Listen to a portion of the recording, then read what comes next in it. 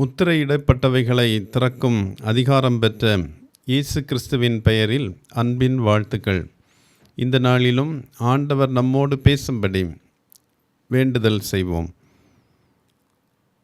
திருமறையின் ஊடாக இறையாட்சிக்கு எங்களை வழிநடத்துகின்ற எங்கள் அன்பின் ஆண்டவரே, விண்ணக காட்சியை தியானிக்கின்ற நாங்கள் நீர் எங்களுக்கு அந்த காட்சியினூடாக கற்றுத்தருகின்றவைகளை கேட்டு அதன்படி நடப்பதற்கு வேண்டிய நல்ல அர்ப்பணத்தை இந்த நாளில் கட்டளையிட வேண்டுமென்று இயேசு கிறிஸ்துவின் பெயரில் கேட்கிறோம் சுவாமி. ஆமேன். விண்ணகத்தில் அரியணை ஒன்று இருந்தது. சர்வ வல்ல கடவுள் அதன் மீது அமர்ந்திருக்கிறார். அவரை சுற்றி 4 உயிரினங்களும் 24 மூப்பர்களும் தேவதூதர்களும் இருக்கிறார்கள். கடவுளின் வலது கரத்தில் 7 முத்திரைகளால் முத்திரையிடப்பட்ட ஒரு சுருள் இருந்தது. பரலோகத்திலோ பூமியிலோ பூமியின் கீழோ யாராலும் அந்த சுருளை திறக்க இயலவில்லை. இதனால் யோவான் அழுகிறார். அப்போது மூப்பர்களில் ஒருவர் யோவானிடம், அழாதே, பார், சுருளையும் 7 முத்திரைகளையும் திறக்க வல்லவர் ஒருவர் இருக்கிறார் என்றார். பின்னர் அடிக்கப்பட்ட வண்ணமாயிருந்த ஆட்டுக்குட்டி முன்னே வந்து அரியணையில் அமர்ந்திருந்தவரின் கையில் இருந்த சுருளை வாங்கியது. அப்போது விண்ணகத்தில் இருந்தோர் புகழ்ந்து பாடல் ஒன்றினை பாடினர். அந்த பாடலே வெளிப்படுத்தல் 5ஆம் அதிகாரம் 9, 10 வசனங்களில் இருக்கின்றன. 9ஆம் வசனத்தின் தொடக்கத்தில், ஏட்டை எடுக்கவும் அதன் முத்திரைகளை உடைத்து பிரிக்கவும் தகுதி பெற்றவர் ஆட்டுக்குட்டி என அவரை புகழ்ந்து பாடுகின்றனர். ஏன் இவ்வாறு பாடுகின்றனர் என்பதற்கான விடையும் 9ஆம் வசனத்தின் பின்பகுதியில் சொல்லப்பட்டுள்ளது. ஏனெனில் இயேசு கிறிஸ்து கொல்லப்பட்ட ஆட்டுக்குட்டி, எல்லாமே அவரை சார்ந்திருக்கின்றது. முத்திரைகளுக்கு பின்னால் மறைந்திருக்கும் இரகசியங்கள் திருச்சபையிலும் வரலாற்றிலும் சாத்தானுக்கு எதிரான போரிலும் நடக்கவிருக்கும் காரியங்களை குறித்த தீர்க்க தரிசனங்கள் என்பதை நாம் உறுதியாக கூறலாம். ஆனால் அதே வேளையில் சிலுவைக்கு சென்று நம் பாவங்களுக்காக மரித்த ஆட்டுக்குட்டியான இயேசு இல்லை என்றால் நம்மால் சிலவற்றை அறிந்து கொள்ள இயலாது என்பதை ஆட்டுக்குட்டியே தகுதியானவர் எனும் உண்மையிலிருந்து நாம் கற்றுக்கொள்ள அழைக்கப்படுகின்றோம். ஆட்டுக்குட்டியாகிய இயேசு கிறிஸ்து இல்லை என்றால் நாம் அறிய முடியாத 4 மிக முக்கியமான காரியங்களை இன்று நாம் தியானிக்கப் போகின்றோம். முதலாவதாக, முத்திரையிடப்பட்ட திருமறை, த சீல்டு பைபிள். கல்வாரியில் என்ன நடந்தது என்பதை அறியாவிட்டால் திருமறையை நாம் புரிந்து கொள்வது கடினமானது. இயேசு கிறிஸ்துவை மையமாக கொள்ளாவிட்டால் பழைய ஏற்பாடு முழுவதும் ஒரு இலக்கியமாகவோ கதையாகவோ அல்லது வரலாற்று புத்தகமாகவோ இருக்கலாம். பழைய ஏற்பாட்டில் விசுவாச கதைகள் பல இருப்பினும் இயேசுவின் வெளிச்சத்தில் அவற்றை புரிந்து கொள்ளாவிட்டால் பல கேள்விகளுக்கு விடைகளே கிடைப்பதில்லை. இப்போது ஏட்டின் முத்திரைகளை உடைக்க இயேசு தகுதியானவர் என்பதால் இயேசு கிறிஸ்துவின் வாழ்க்கை, மரணம், உயிர்த்தெழுதல் ஆகியவற்றின் வெளிச்சத்தில் தீர்க்க தரிசனங்களையும் பழைய ஏற்பாட்டின் பலிகள், உடன்படிக்கை பெட்டி, ஆசரிப்பு கூடாரம், ஆலயம் ஆகியவற்றையும் நாம் புரிந்து கொள்ள முடிகின்றது. பழைய ஏற்பாட்டின் ஒளியில் புதிய ஏற்பாட்டின் கன்னிப்பிறப்பு, இயேசுவின் அற்புதங்கள், இயேசுவின் குணமாக்குதல்கள், மரித்தோரிலிருந்து உயிர்த்தெழுதல் ஆகியவையும் பொருள் உள்ளவையாக திகழ்கின்றன. இத்தகைய திருமறையின் அறிவு ஆணி குத்தப்பட்ட கைகளுடன் ஆட்டுக்குட்டியான இயேசு முத்திரையை உடைப்பதால் உருவாகின்றது. புதிய ஏற்பாடு வாழ்க்கையின் வார்த்தையாக மாறியது. ஆட்டுக்குட்டியாகிய இயேசு கிறிஸ்து உதவியின்றி நாம் திருமறையை அறிந்து கொள்வது கடினமானது. ஆட்டுக்குட்டியாகிய இயேசுவின் துணையின்றி நாம் அறிய முடியாத இரண்டாவது மிக முக்கியமான காரியம் இயற்கையின் முத்திரை, த சீல் ஆஃப் நேச்சர். சில வழிகளில் இயற்கை மனிதருக்கு மர்மம் பொருந்தியதாக இருக்கிறது. இயற்கையின் ஒரு பக்கம் நன்மையானதும் நேர்மறையானதாகவும் இருப்பினும் மறுபக்கம் பயங்கரமானதாகவும் உள்ளது.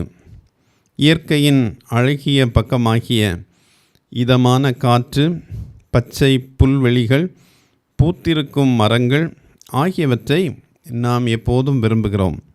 நீலவானம், அழகான மேகங்கள், இளம் சூடு கொண்ட நாட்கள், மிதமான மழை, மெதுவாக விழும் பனி ஆகியவையும் நம்மால் விரும்பக்கூடியவை. ஆனால் இயற்கையில் பயங்கரமான மறுபக்கமும் உள்ளது.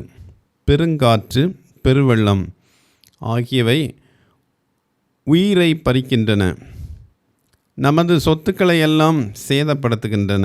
அப்போது அன்பின் கடவுள் ஏன் இதனை அனுமதிக்கிறார் என நாம் கேள்வி எழுப்புகின்றோம். இத்தகைய கடினமான சூழ்நிலைகளில், விடை கிடைக்க முடியாத வேளைகளில் கிறிஸ்துவின் மரணத்தினால் இயற்கையின் உலகில் உள்ள அனைத்திற்கும் பின்னால் இருக்கும் நோக்கமும் பொருளும் நம்மால் அறிந்து கொள்ள முடிகின்றது. படைப்பனைத்தையும் மீட்க கிறிஸ்து சிலுவையில் தம்மை பலியாக்கினார் எனும் உண்மை பெருவெள்ளத்திற்கும் பெருங்காற்றிற்கும் விடை தருவதாக அமைந்துள்ளது. ஆட்டுக்குட்டியாகிய இயேசுவின் துணையின்றி நாம் அறிய இயலாத மூன்றாவது காரியம் வரலாற்றின் முத்திரை, த சீல் ஆஃப் ஹிஸ்டரி. வரலாறு கூட மனிதனால் அறிந்து கொள்ள முடியாதபடி மறைக்கப்பட்டிருக்கிறது என்று நாம் கூறலாம். யோவான் அழுவதற்கும் இதுவே காரணம் என்று நாம் கூறிவிட முடியும். சுருளில் இருந்த முத்திரையை பார்த்த யோவான் தன்னை சுற்றியிருந்த கிறிஸ்தவர்களுக்கு என்ன நடக்கிறது என்பதை அறிய முடியவில்லையே என தேம்பி தேம்பி அழுகிறார். அவர் பத்மு தீவுக்கு நாடு கடத்தப்பட்டார். அப்போது அவரது திருச்சபை பெரும் துன்பத்திற்கு உள்ளான நிலையில் இருந்தது. நூற்றுக்கணக்கான கிறிஸ்தவர்கள் துன்புறுத்தும் அரங்குக்குள் அணிவகுத்து செல்வதையும் பின்னர் சிங்கங்கள் மற்றும் பிற காட்டு மிருகங்களால் கிழித்து விழுங்கப்படுவதையும் அவர் பார்த்தார் என்று நாம் நம்பலாம். பலர் கம்பங்களில் கட்டி எரிக்கப்படுவதும், தாயின் கைகளில் இருந்து குழந்தைகள் பிரிக்கப்படுவதையும், கணவனிடமிருந்து மனைவி பறிக்கப்பட்டு கொடூரப்படுத்தப்படுவதையும், அவர்களுடைய கண்ணீரையும் உடைவுகளையும் வலியையும் அவர் கண்டிப்பாக உணர்ந்திருக்க வேண்டும். ஏன் இவ்வாறு எழுகிறது என்ற கேள்வி அவருக்குள் எழுந்தது. அவருடைய கால சூழ்நிலை இன்றும் நிலவில் இருக்கிறது. செய்தித்தாள்களில் நமது பகுதிகளிலும் இதுபோன்ற நிகழ்வுகள் நடைபெறுவதை நாம் காண்கின்றோம். தெருக்களில் இறக்கும் நபர்கள் இயற்கையின் சீற்றத்தாலும் பேராபத்துக்களாலும் பாதிக்கப்படுவோர், பசியாலும் ஏழ்மையினாலும் பாதிக்கப்படுவோர் ஆகியோரை குறித்து நாமும் புரிந்து கொள்ள முடியாதபடி இருக்கிறோம். பாவத்தின் நிமித்தம் கொடுமையும் துன்பமும் வேதனையும் இங்கே உலகில் நிலவில் இருக்கின்றன. ஆனால் சிலுவையில் கொல்லப்பட்ட இயேசு நம் பாவங்களுக்காக தம்மை விலையாக கொடுத்தார் என்னும் உண்மையை அறிகின்ற பொழுது அல்லது விசுவாசிக்கின்ற பொழுது முத்திரிக்கப்பட்ட அல்லது விடை தெரியாத வரலாற்றின் முத்திரை உடைகிறது. மேலும் கிறிஸ்துவின் உயிர்த்தெழுதல் இந்த உலகம் வழங்குவதை விட அதிகமான நம்பிக்கையை நமக்கு தருகின்றது. ஆட்டுக்குட்டியாகிய இயேசுவின் துணையின்றி நாம் அறிய இயலாத நான்காவது காரியம் ஒன்றும் இருக்கின்றது. அது இதயத்தின் முத்திரை, த சீல் ஆஃப் ஹார்ட்.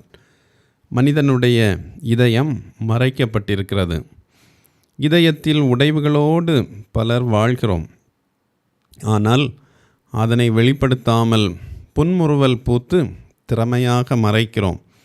இத்தகைய பிரச்சனை கணவன் மனைவி பிரச்சனையாகவோ, குழந்தைகளை குறித்த கவலையாகவோ, ஆன்மீக பிரச்சனையாகவோ இருக்கலாம். இத்தகைய பிரச்சனைகளால் நாம் மிகவும் கலங்குகிறோம். இந்த பிரச்சனைகள் இன்றி அமைதியான வாழ்க்கை அமையக்கூடாதா என்று நாம் ஏங்குகிறோம். இத்தகைய கடினமான சூழ்நிலைகளில் கொல்லப்பட்ட ஆட்டுக்குட்டியாகிய இயேசு வாழ்க்கையின் முடிச்சுகளை அல்லது முத்திரைகளை அவிழ்க்கும் அல்லது உடைக்கும் பரிகாரியாக இருக்கிறார்.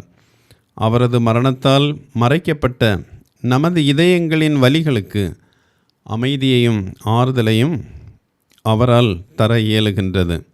கொல்லப்பட்ட ஆட்டுக்குட்டியாகிய இயேசுவால் முத்திரையிடப்பட்ட திருமறை, இயற்கையின் முத்திரை, வரலாற்றின் முத்திரை, இதயத்தின் முத்திரை இவைகளெல்லாம் திறக்கப்படுகின்றன. இவை தவிர மற்றொரு சுருள் அல்லது ஏடு அல்லது புத்தகம் ஒன்றும் உள்ளது. வெளிப்படுத்தல் நூல் அதனை வாழ்வின் நூல், த புக் ஆஃப் லைஃப் என அழைக்கின்றது. நியாய தீர்ப்பு நாளில் அந்த புத்தகத்தின் முத்திரை உடைக்கப்படும் போது நமது பெயர் அதில் எழுதப்பட்டிருக்கும் விதத்தில்தான் நாம் நித்தியமான வாழ்க்கைக்கு உட்பட இருக்கின்றோம்.